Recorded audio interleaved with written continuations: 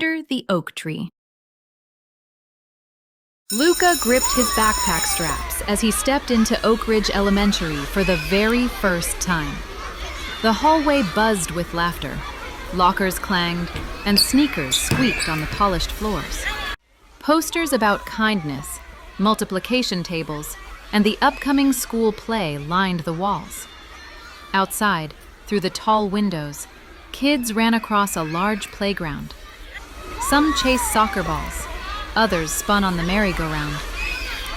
Luca took a deep breath and followed the flow of students into his new classroom.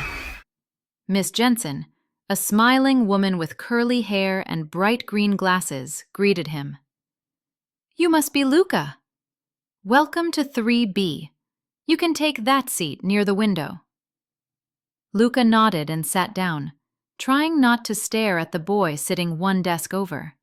Dark hair, confident smile, red hoodie. The boy glanced his way, nodded, then went back to his comic book. During recess, Luca sat on a bench under a massive oak tree that reached toward the sky like it was trying to grab the clouds. He watched kids swinging, skipping rope, and laughing in clusters.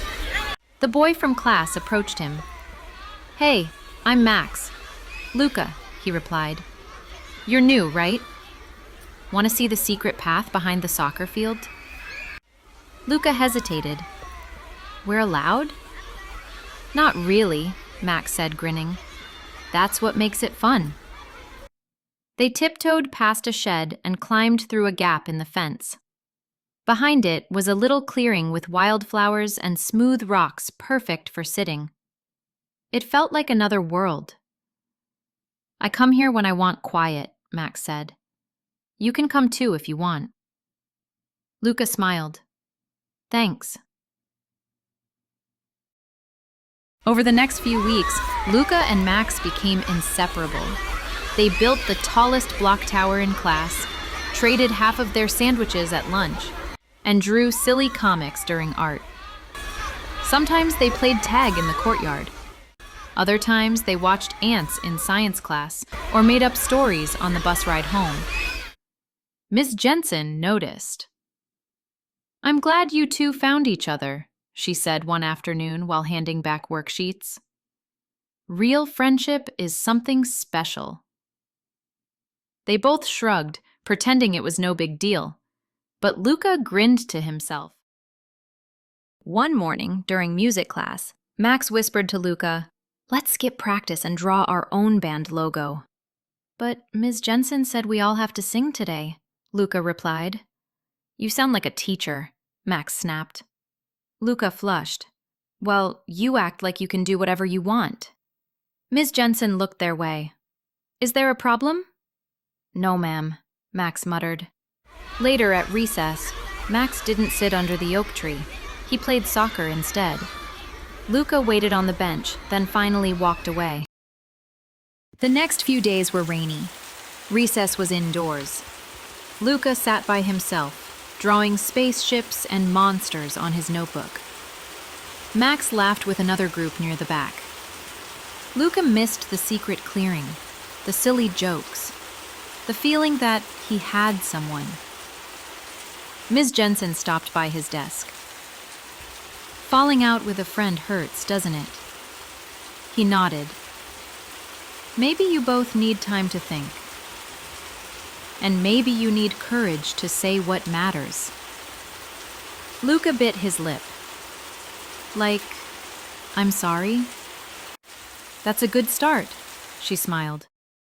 One gray morning, Max searched frantically through his bag. "Where is it? My sketchbook!" The whole class looked up. "It has all my comics. I worked on it for months." Luca watched Max flip chairs and dump out his backpack. Then he stood and walked to his own desk, pulling something from the cubby. "This fell under my chair yesterday," he said quietly, handing Max the sketchbook. Max looked at it, then at Luca. Thanks. I thought I lost it forever." They stood there for a moment. "Want to sit under the oak tree again?" Luca asked. Max smiled. "Yeah." The rain had cleared and the playground shimmered under the sun. Children ran past puddles, played hopscotch, and climbed on jungle gyms. Luca and Max sat on the old bench under the big oak tree. They said nothing for a while, just watched leaves sway. "I was mad," Max said finally, "but I shouldn't have said what I did." "I was mad too," Luca admitted, "but I missed this." Max nodded. "Me too." Then they burst out laughing as a gust of wind flipped open Max's sketchbook, and one of his cartoon aliens flew straight into Luca's face. Back in class, Ms. Jensen smiled as she saw them whispering again and drawing tiny robots in the margins of their notebooks. Later that day, she asked them both to help pass out math sheets. As they moved from desk to desk, Luca whispered, "We should make a new comic about friends who fight space monsters, but sometimes fight each other too." Max grinned. "Only if they always make up in the end." They nodded in unison. The bell rang. Students poured into the hallway, grabbing backpacks, waving goodbye. Parents waited by the gates, basketballs bounced. The janitor mopped a spill near the art room. Luca and Max high-fived as they stepped outside.